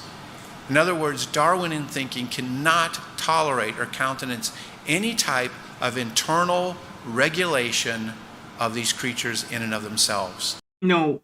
Oh my goodness. No. That's not even what your version of what Stephen Jay Gould said, which, given all the ellipses and the bracketed sections, I'm very skeptical as being honestly quoted in the first place.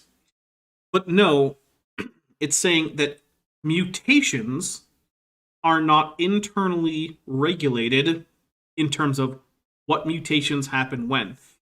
Even that isn't entirely true, because evolvability is in fact something that can evolve, in which portions of the genome are allowed to mutate more or less based on how useful it is for adaptation. So for instance, in the Lenski long-term experiment with E. coli, there are hypermutating strains where they have a much higher rate of mutation, because while on average that means that any given bacterial cell is less likely to have a high fitness, it also means that occasionally some of them will reach extremely high fitnesses in the environment and then go on to reproduce like crazy. Those are hypermutating lines. Not all the lines are hypermutating. However, even in hypermutating lines, which specific mutations occur is still stochastic. If it weren't, then they would all reach these high levels of fitness. So yeah. I'm in Winter Soldier fandom a little too deep, because I saw that list of trigger words that Johnny posted. I'm like, no, spelling errors. There's words in there that's not correct. The last word should be Gruzovoy wagon, not Tovarni wagon. Gruzovoy wagon. I wouldn't have known. And Strawberry Vein, was that a Fry and Laurie reference? Not to my knowledge. And so words are important. And words are able to convey ideas about origins. And this is the key. This is the major nut and bolt of how Darwin is able to do this. It is the characterization that evolutionists consistently put on change, which is the workhorse of their basically propaganda of changing people. And it is the narrative that sets thinking for many, many directions. For instance, when Darwin saw organs that he didn't know immediately the function of, evolutionists characterized them as what? Vestigial. Nope. I'm going to need a fact check on that. Yeah, that's not how vestigiality works, right? Vestigial doesn't mean... We don't know what it is. Must be vestigial. That's not... No. Vestigial organs are identified because they are clearly homologous to organs which in other organisms perform consistently some primary function. And in this organism under study, they do not perform that function. So for instance, the hip bones of whales are vestigial not because they are functionless, because they are not, but because they no longer serve to support terrestrial locomotion or any kind of locomotion for whales. Yep. The human, say, ear muscles, right? Some humans can raise their ears a little bit. Doesn't matter whether or not they have a function. They clearly do not help humans determine the direction that sound is coming from, which is the point of them in other animals. So they're vestigial.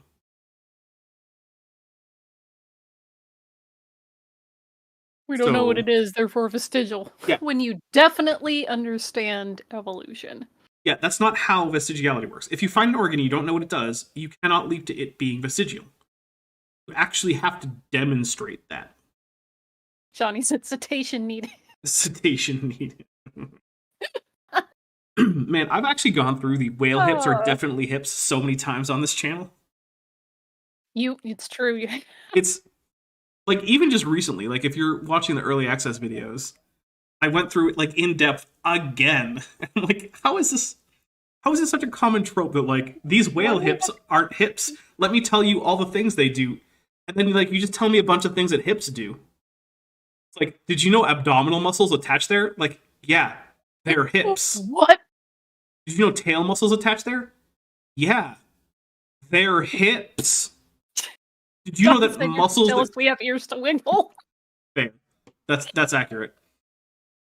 Did you know that these hip bones are useful in reproduction because they attach muscles to the genitalia? Again, yes, Can't believe. they're hips. I get so angry about it last time. I was like, are you kidding me? How many things that hips do can you tell me these hips do to support your contention that they're not hips in the first place? Oh, it's so frustrating. Did they know that they were vestigial? Yes, in many cases. Oh my No, they goodness. didn't. Does the word, quiz time, does the word vestigial carry ideas about its origins? Yeah, that's Yes, kind of the point. that's kind of baked in there. It's the vestige of an original function. Mhm, yeah. Just like ostriches have vestigial wings. How do we know they're vestigial? Well, even many creationists will say that all birds were created with flight. Some birds seem to have lost it, but they still have obvious wings that are no longer useful Wings. for flight. Yeah, well, wings. But yeah, Wings, yes. what is the main purpose of a bird wing, Vishanti? Just generally speaking, any old bird, what does it do with its wing? It flaps it To do what? to presumably to fly. Mhm. So if you found a wing on a bird that didn't fly, does that wing function for flight? Goodness. No. That's a difficult question. Yeah. It's pretty tough. I'm leaning towards no. What do you think? I like all the wings in the chat. Yeah, I know. All the wings. Does that make it vestigial? Yeah, almost certainly. Mm-hmm. Mhm. It flaps its wings. Perhaps its wing. Nice. Yeah. Picture. So yes, in fact, there are ways to determine I that love things this are chat. vestigial, and it is not by simply saying, "Well, I don't know what it's for, so I guess it's vestigial." Has that ever happened? Yeah, probably. But does that invalidate the concept Is of that- vestigiality? yeah. No. Is that how people Is nowadays that how go science around? works? Nope. Yeah, nope. Is that how people nowadays identify vestigial organs? Nope. No. You actually have to be able to point to homologous structures in other organisms that this is a vestige of. You better believe it does. It is the characterization which was working on people's minds which carries the work of the propaganda. When they saw DNA that they didn't know what the function was, they characterized it as what? Junk. Same mistake, Randy. The Oh my non-functionality goodness. of parts of the genome has been empirically determined to be the case. It is not just whatever we don't know what it does, we assume it's junk. There are parts of the genome that we know what it does, and what it does is nothing. We know that for a fact. And we know it for not just empirical reasons, but there are also good theoretical reasons. So, for instance, given a mutation rate of about 100 mutations per generation, which is a reasonable estimate for the human mutation rate, it actually implies that given the fact that the human population is currently expanding, there is a maximum amount of functionality in the genome. And you can't get over this by just saying, well, technology is helping. Doesn't matter. Solid math. If humans are expanding in population, there is a maximum amount of the genome that can be functional and survive that amount of mutational load. It turns out it's like 20-ish%. I don't actually have all the numbers, but I am working on getting a guest on who does have all those numbers and all that math. Stay tuned for that because I think that'll be a good show. B2022. I always say 2 zeros instead of 2 2s, and I don't know why. I'm sorry about that.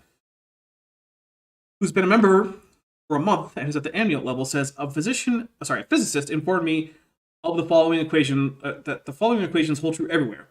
Dapper plus pelagic tunicate equals heart, and Kent plus pelagic tunicate times bag equals AIG. I can confirm that the second one is probably true. The first one, I don't know. You might want to see where that physicist got his degree, because that doesn't sound right to me. Okay. Does that have evolutionary connotations? Yes, it does. Doesn't matter if it does, Randy. It's empirically confirmed. And when they see creatures with individual features like this fish, this paper characterizes those fish features as primitive features. What paper, Randy? You can't just say this paper. I don't know what that fish is. I don't know what you're trying to tell me is primitive about it. Is it the teeth? Is it the weird shape of the fins? You can't just tell me a paper said this fish is primitive. First of all, primitive is falling out of use in evolutionary biology in favor of basal, because primitive has sort of like emotional baggage associated with it. People see it as negative, whereas basal, they don't have that same association. So I don't like the phrase primitive features, but basal features, sure. How do you tell? Again, I'm looking at those photos or drawings, whatever. It's really low resolution, where he's like, "Oh, they're primitive features." What are the fins or the sharp teeth? Like we have advanced animals that have both of those. So what? Also, I'm pretty sure those are both photographs because I can see it a little bit bigger than you can. So. I get the best view, which is not all that much of an advantage. Let me tell you. It just means I get full bore, all of it fire hosing into my face. Gross. Not great. Even though the fish is still alive. Okay. Let's talk about why, even though the fish is still alive, is not a very good objection to the idea that an organism has basal traits. So, what is meant by basal, which is what we really should be using instead of primitive? It means it has a anatomy that is characteristic of a wide range of members of this group, and that arose early in the group's history. So, for instance... Not specialized? Right. So, for instance, in tetrapods, sprawling limbs are basal. So, lizards and frogs and salamanders all have a basal limb posture. What about that implies that lizards, frogs, and salamanders shouldn't still exist? Oh, right, it's nothing. Nothing about that. Having two nostrils is basal to vertebrata. I can't think of too many vertebrates who don't have two nostrils, even though that's a primitive feature. Does that mean all vertebrates shouldn't exist? No. This is just Randy not knowing the first thing about what he's talking about, and still getting up in front of an audience and pretending to be, the gigabrain guy who's going to bring down the scientific consensus in favor of Christianity because science needs more Jesus. Which, first, no, it doesn't. Whether anything does is not something I'm here to answer, but science doesn't. And second, yeah, Randy, you're not going to bring down science when you can't get the most basic aspects of it right. You cannot reliably report what science is saying about things. Therefore, you cannot meaningfully critique it. Because in order to critique an idea, you have to understand the idea in the first place. Okay. It characterizes them as fish. They characterize things as pseudogenes. So how they... Yeah, because a pseudogene is something that is homologous to genes in other organisms that have a particular function, but that cannot perform that function in the organism in question. So, for instance, the Galoa pseudogene, which occurs in humans as well as other primates, is directly, like you can align it with the vitamin C producing gene in other organisms, in other mammals. Humans get this thing called scurvy. I don't know if you ever heard of it, Randy. You know why humans get scurvy? Because their vitamin C gene doesn't work. You want to say that pseudogenes don't exist? I would encourage you, Randy, to stop eating vitamin C entirely in your diet. Don't eat any citrus fruit basically at all. Don't eat anything that has any vegetables that have vitamin C. Just don't do it. See how you enjoy scurvy. Because according to you, you just won't get it. Because there's no such things as pseudogenes. See how you enjoy scurvy. Yeah, have fun with it. I can tell you based on history that it's apparently not fun. But hey, what do I know? Maybe your faith in Jesus will turn your pseudogene back into a gene. I guess it's possible. Can't rule it out. Haven't done the experiment. B2022 for $5 says, can't stay on long right now, so we'll just say, sorry, AIG are an insipid institution of insemination injecting instruments of ignominy. Nice. It's pretty good. I like it. Thank you very much. Oh, and I said for 5, but I don't think I said for £5, so that's £5. Not dollars.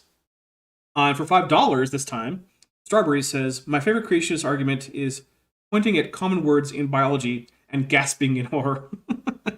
Yeah. Yes. Oh, they do seem to do a lot of that. It's very odd. Yeah, Creationist, characterize. literally, the image I had in my head is like Donald Sutherland just. Whoa, I like to pointing think at screen. of Helen Lovejoy clutching her pearls. That's Yeah, what but I she's think not of. like pointing and thinking, pointing and gasping. I was Oh, look, specifically thinking. I'm not saying my mental image is better than yours. I'm just saying that that's the one I have. It's But- Helen Lovejoy. I was just saying strawberry bones, so the pointing and gasping. So I'm like, no, it's like Donald Sutherland when he's. But Strawberry didn't say pointing. She just said gasping. No, it says my favorite creation argument Pointing is at a pointing common at word. common words and gasping in horror. Okay, yeah, no, I get that. All right. Yeah, yours is probably better than mine. That doesn't There you change go. what my mental image is, though. Listen, because yours is Invasion of better. Body Snatchers is a classic, man. Which version? The one with Donald Sutherland in it. Fair enough. It's the one I was literally just referencing. Shut up with your logic. What is this? This is the I'm logic spamming show? you with that GIF on Discord right now, just Oh, so that goodness. Yeah, yes, you are. Thank you. It's not like I've never sent that gift to you either. I'm just saying. Okay. All right, That's guys. it. That's the correct answer. Well, it is time to wrap this up. We probably don't have a whole lot more of Randy to go. I think next time we probably will get to Dave Reeves. Hopefully. It would be nice to get out of Randy Galuza's nonsense and into different kinds of nonsense. It'll just be a change of pace at least. Vishanti, do you have anything you want to let people know about before we close the day out? No, I don't have any other panels coming up, but I did one last week with Dr. Josh and Cyrus and Chesh, and that was really, really fun. Yes, I watched that one. That was fun. I didn't catch up though. I came in late. But I hope we get to melt our brains out again together because, trauma bonding. Yeah. The reason that we're friends is because of all the horrible shit that I put you through on the show. If it weren't for that, you would just never give me the time of day. But somehow I managed to get you in here once. Movies. Spooky movies help too, yeah. All right. So, on my end, let's see. Tuesday the 9th should be a camp with Bent. Bent is finally going to be taking a break from the tutu. He was on a streak for like 3 or 4 months or something like that. That's true. But this time, he's finally getting out of the tutu. But you guys could fix that for the 30th, I guess. Because the 30th will probably be a camp with Bent. So, you guys could force him back into the tutu. Bent is probably relieved to not have that itchy tutu on. It's not his favorite thing to wear, but he appreciates that the chat is generous enough to force him to wear it. So like it's a double-edged sword. Like on one side, on the other side. On the 11th, I'm going to double check to see what I have coming up here because heck if I know. We'll be starting a new series called Hydroplate Hype, where we're going to be going through someone who is explaining hydroplate theory, which is it's like the redheaded stepchild of catastrophic plate tectonics. It's like, oh hey, was catastrophic plate tectonics not off the wall bonkers and literally earth melting enough for you? Well then, let me introduce you to hydroplate theory, which is all of those things and more. So bad. Yeah, it introduced the lunar bukkake to the vocabulary of counter-creationists. Yeah. So, if you don't know what that is, make sure you Google it on your work computer. So Johnny was asking how much for the 3-3. For the 3-3. It's 2-2 with inflation. So you probably have to ask Bent about that.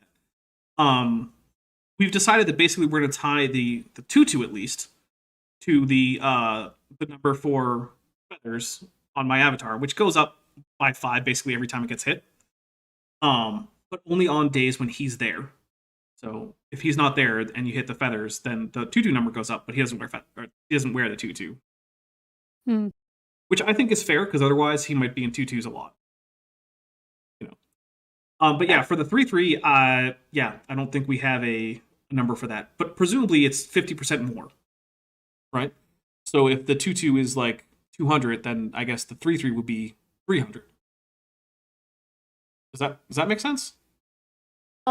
So can you very quickly summarize how to connect your YouTube to Discord so that we can get some of the new members in? Yes. Okay, so that is something I do want to go over real quick. Right after I say we're probably going to do another episode of this on the 13th. At least I am. Shanti, I hope you're here. But yeah, so Okay. what you want to do is you want to go into your settings, user settings on Discord, and there is a thing called connections. You want to click on connections and then add your YouTube account or your Patreon account if you come in via Patreon. If you message me asking me for a link to the patron and member Discord channel, I will simply ask you if you have linked your accounts. And if you respond with anything other than yes, I will simply direct you to go do that. And I will not be giving out the join link, because the proper way to join is to link your account. There's a couple reasons for this. One of which is, frankly, this is basically a subscription service, right? If you're not subscribed, you don't get the subscription service. And so by linking, that is automated for me. So I don't have to try to find people whom I have to kick, because I don't like doing that.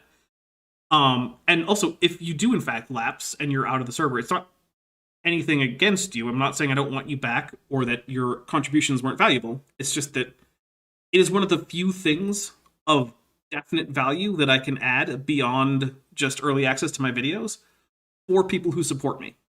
And I need that incentive to make sure that I can feel comfortable myself in taking people's money. Because if I don't have the ability to give them enough stuff to make it feel like I'm giving them a good deal, then I feel like I'm cheating people. Even though technically that's not true, it's how I feel internally. I don't like that feeling.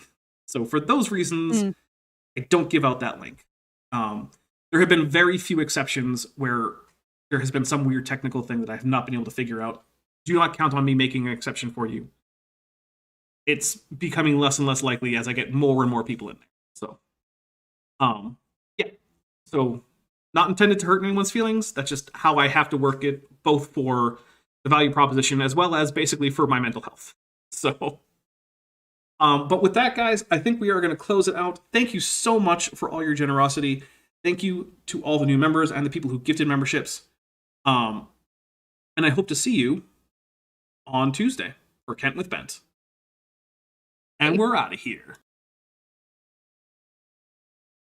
Thanks for watching, but before you go, I just want to say a special thank you to my channel members and my patrons, especially those pledging $20 or above. Bob Knob, Tapioca Weasel, Klaus Jepsen, Bent Hovend, Kevin Brostek Van Manen, Landon Knoll, Mabbity Babbity, Monkey They Them, San, Denny5252, Eleron Teller, Phil Havara, Ian Chen, Mrs. Spexinder, Sphincter of Doom, The Venerable Bede, and Scriptic Mystic. As you probably know, YouTube is a very volatile platform, and from month to month my income on the channel can swing wildly. But the people you see on screen are directly supporting so that I don't have to worry too much about that, and the channel can keep going as it is, and perhaps even improving. If you'd like to join this team, there are links below to join the channel or in the description to join the Patreon. The Patreon starts as low as $1 a month, and the channel memberships start as low as $1.99 a month. On Patreon, you can even get a discount for pledging annually. If you do decide to pledge, you'll get access to an exclusive Discord server just for channel supporters, as well as early access to all of my pre-recorded videos, often up to 2 months in advance. Higher tiers will unlock even better perks. Now, if the annual or monthly pledge isn't right for you, but you still want to support the channel, there is a merch store down in the description, as well as an Amazon wishlist, just for me. And if financial support isn't something you can or want to do, then if you still want to help out the channel, please just like and share these videos and make sure you comment on them. It really helps the channel out. Thanks again for watching.